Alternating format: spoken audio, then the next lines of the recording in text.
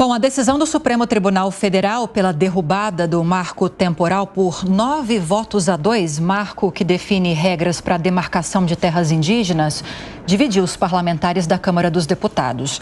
Um dia depois da votação no STF, a bancada ruralista protocolou uma proposta de emenda à Constituição para definir a tese do marco. Para a gente entender melhor como deve seguir essa discussão na Câmara dos Deputados, a gente conversa agora com o deputado federal Sérgio Souza, do MDB do Paraná. Deputado, bem-vindo ao Jornal da Manhã. Um bom dia. Bom dia, Lívia. Bom dia ao Rafael. Um prazer estar aqui com vocês. Agora, deputado, muito falamos na semana passada sobre a possibilidade de essa decisão do STF que torna o marco temporal a tese inconstitucional inviabilizar as discussões do projeto de lei que já está tramitando no Congresso Nacional e que deve ser votado na CCJ do Senado na próxima quarta-feira. Diante disso, a Câmara dos Deputados se antecipa e apresenta essa proposta de emenda à Constituição. Ela é diferente em relação ao conteúdo do projeto de lei ou é só uma questão técnica? O que o senhor tem a dizer sobre isso para a gente?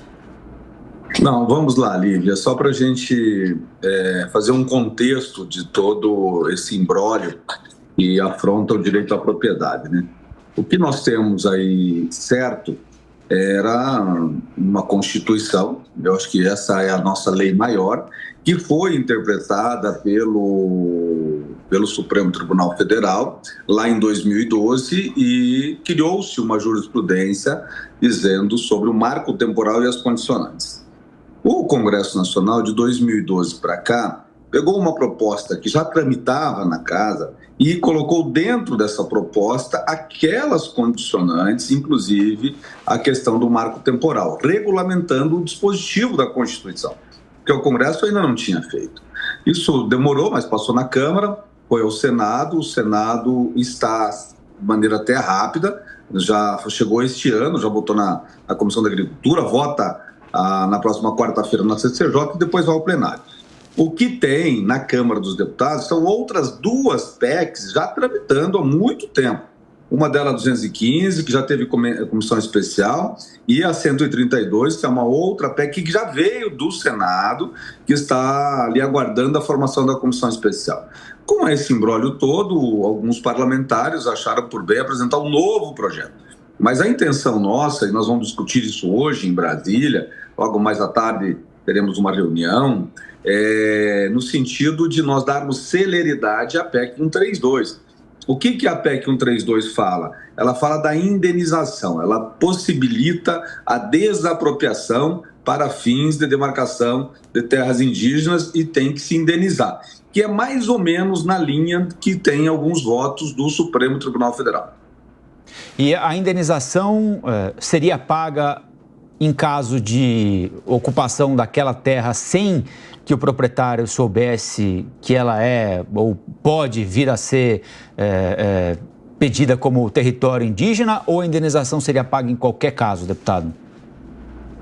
Rafael, o que nós defendemos é a garantia do direito à propriedade.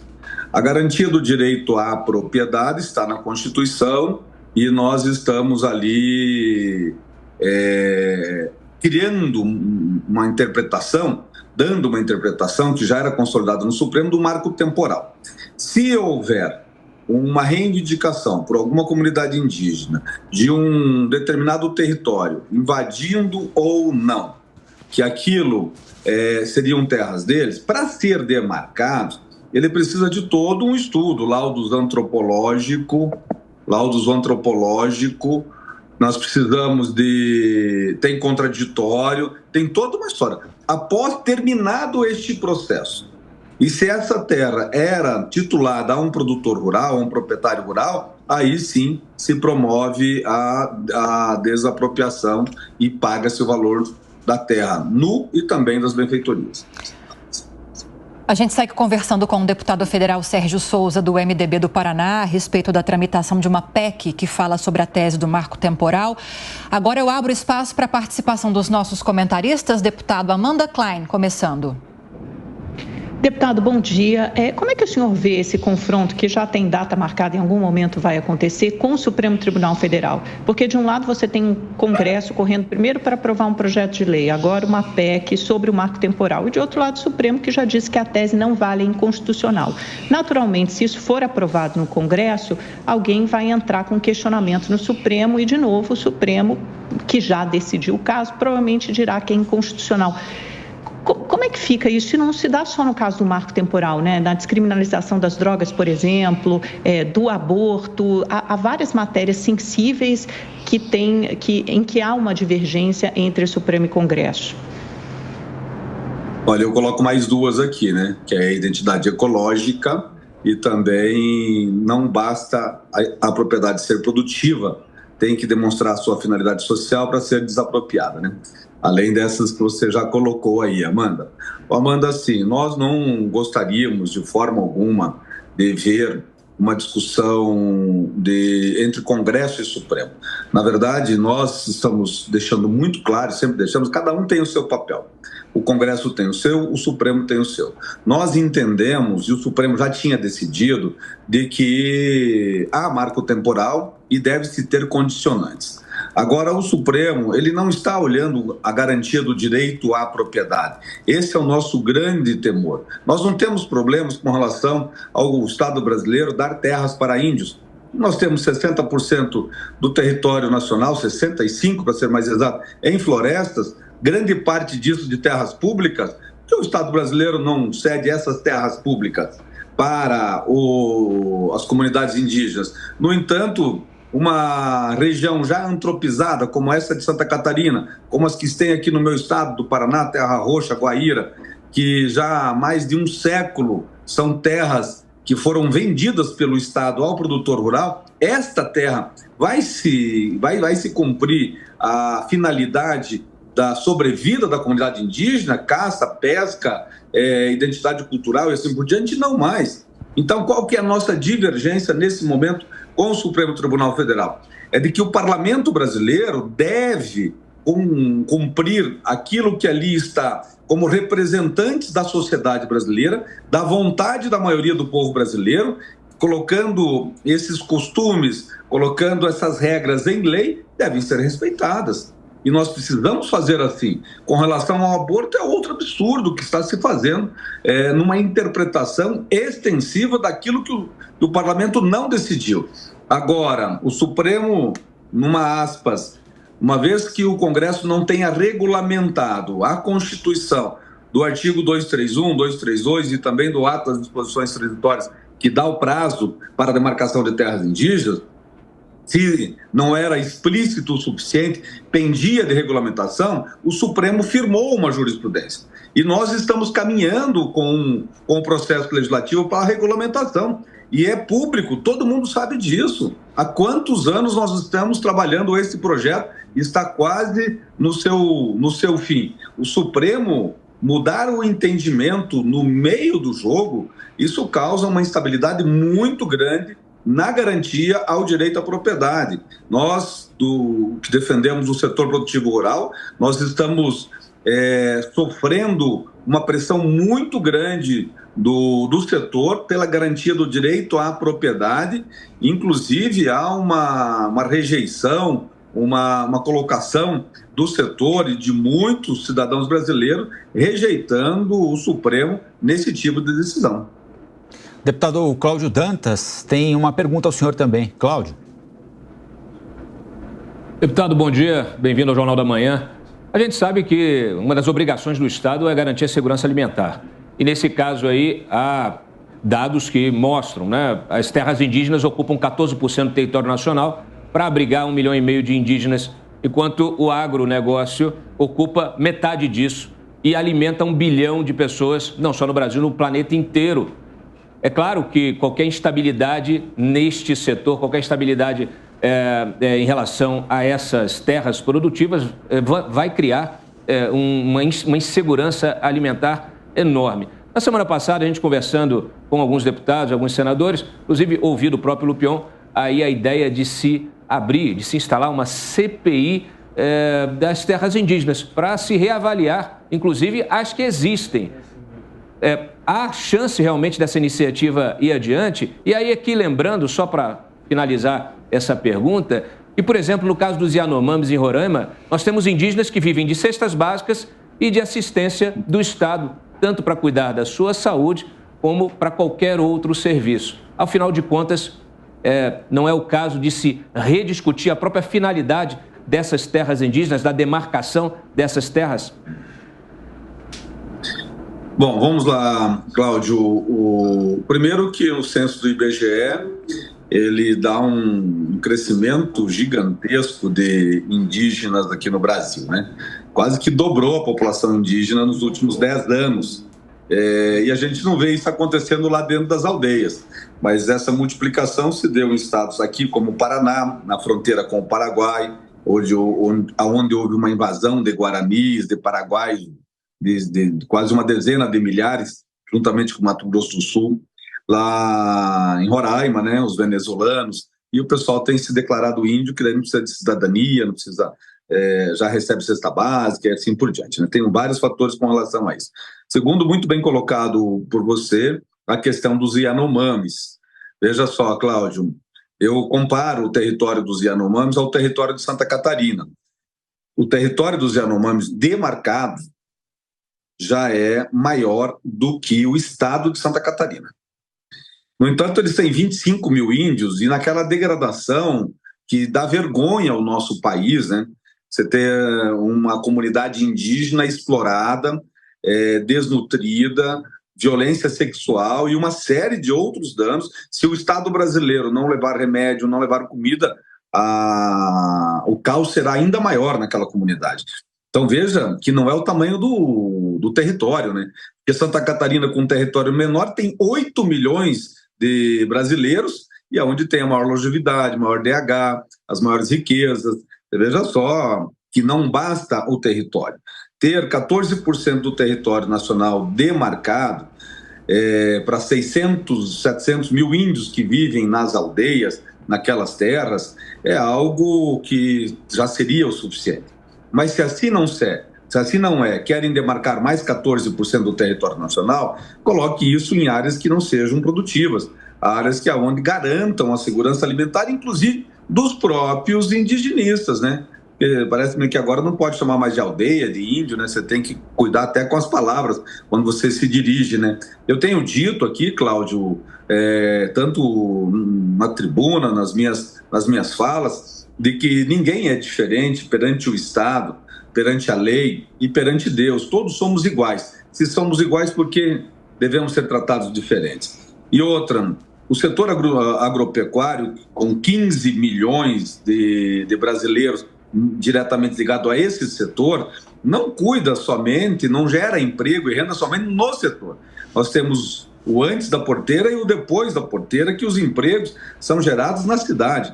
Hoje, se nós computarmos os empregos gerados pelas fábricas de insumos, de máquinas, de logística, de serviços, de tecnologia, de softwares, nos grandes centros, nas cidades pequenas, onde o agro que movimenta o comércio da cidade, se colocarmos isso tudo no pacote, o agro gera mais de 50% do emprego e mais de 50% do PIB desse país. De forma direta, já chegamos a mais de 25%. Agora, se não for o suficiente, a aprovação da nova lei que nós vamos aprovar essa semana na CCJ do Senado, e ainda vamos trabalhar a PEC 132 no Senado Federal, conversando para fazer a instalação da comissão especial o mais rápido possível. E é uma PEC que já veio do Senado Federal, já está bem adiantada. Se não for o suficiente, talvez uma CPI seja necessária. Agora, a CPI, ela vai para investigar principalmente aqueles pontos aonde a análise por laudos antropológicos viciados, e nós vamos investigar ONGs também. Tem muitas ONGs, inclusive, ligadas a pessoas poderosas nesse país, que moram aí no Lago Sul, em Brasília, que moram no Anhembi, em São Paulo, que tem escritório na Paulista, em São Paulo. Muitas ONGs que são financiadoras desse sistema porque levam vantagens e, de alguma forma, exploram o nosso país e a própria comunidade indígena. Agora 9h37. Repita. 9h37. A gente segue conversando com o deputado federal Sérgio Souza, do MDB do Paraná, a respeito dessas articulações para a discussão de uma PEC que trata sobre o marco temporal na Câmara dos Deputados. Eu peço, deputado, para que o senhor continue conosco, porque agora a gente vai mostrar uma matéria, uma reportagem que trata justamente sobre isso, porque a Frente Parlamentar da Agropecuária vai se reunir justamente hoje para discutir o marco temporal das terras indígenas. Já há um projeto de lei tramitando no Congresso Nacional que trata sobre essa tese. Na próxima quarta-feira, a CCJ do Senado deve se debruçar sobre esse tema, mas como a decisão do STF que tornou o marco temporal inconstitucional, vem agora a tentativa de se aprovar uma proposta de emenda à Constituição. Bruno Pinheiro.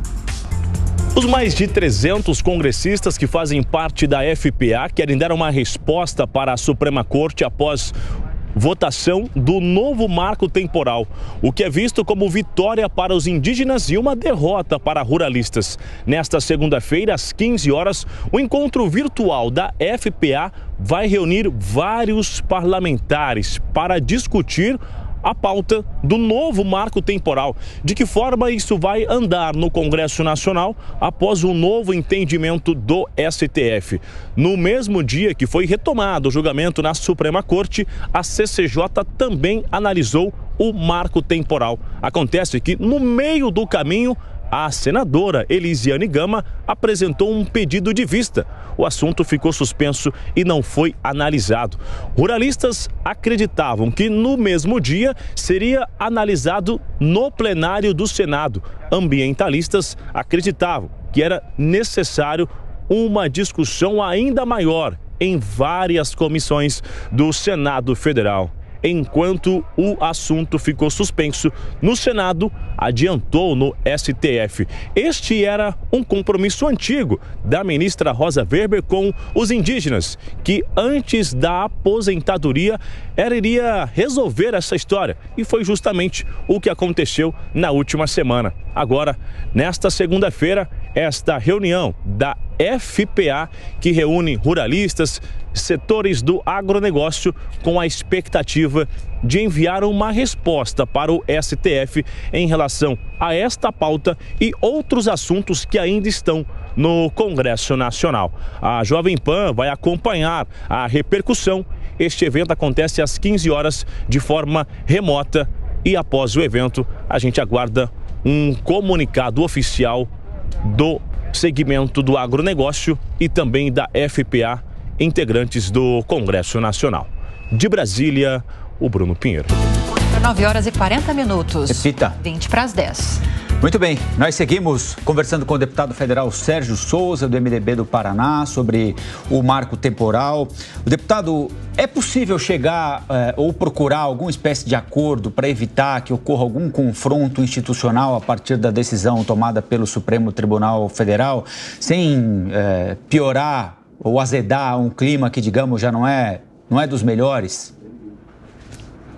Rafael, sim. Inclusive, não está formada a maioria no Supremo Tribunal Federal no que diz respeito ao marco temporal, dizendo que a Constituição não é, a data da promulgação não é o marco para dizer se a terra ocupada por índio era de índio, se a terra titulada a produtor é de produtor. Mas em outra parte do julgamento ainda não se formou maioria, que é na parte da indenização.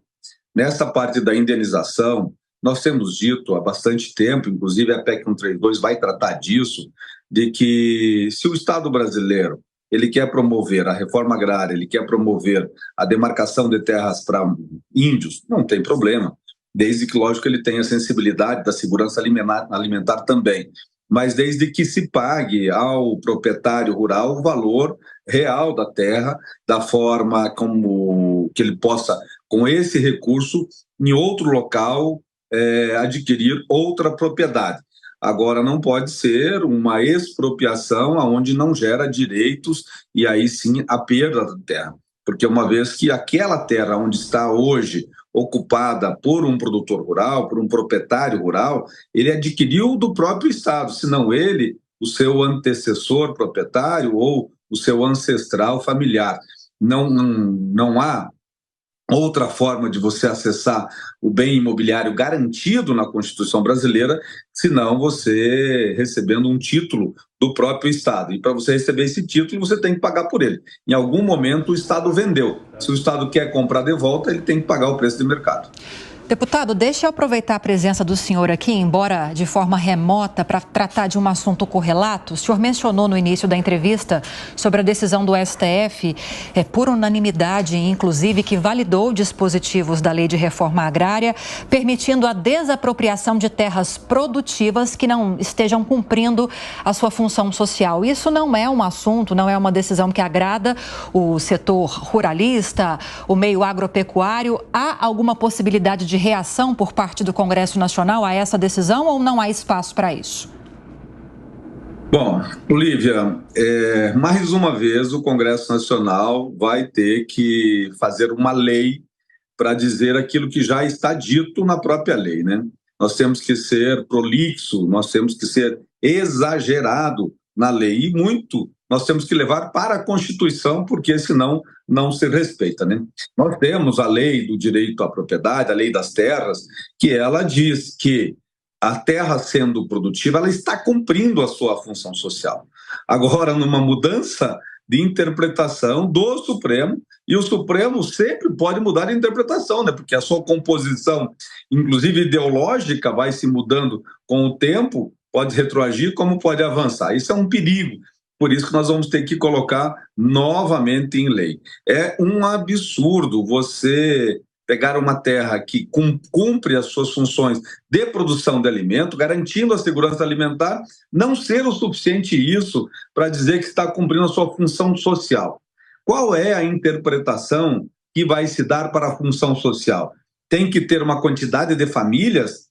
Então, é uma subsistência? Vamos voltar à década de 50, de 60, onde a sociedade brasileira vai produzir para comer dentro da sua propriedade? Como é que ficam os mais de 80% dos brasileiros que vivem em áreas urbanas? Vão sobreviver do que daí?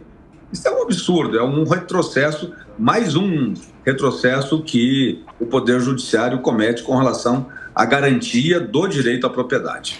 Pois bem, conversamos nesta segunda-feira com o deputado federal Sérgio Souza, do MDB do Paraná, a respeito do marco temporal e outras questões relacionadas. Te agradeço demais a entrevista nesse comecinho de semana, deputado. Boa semana, bom trabalho e até a próxima. Grande abraço, um bom dia a todos, que Deus abençoe.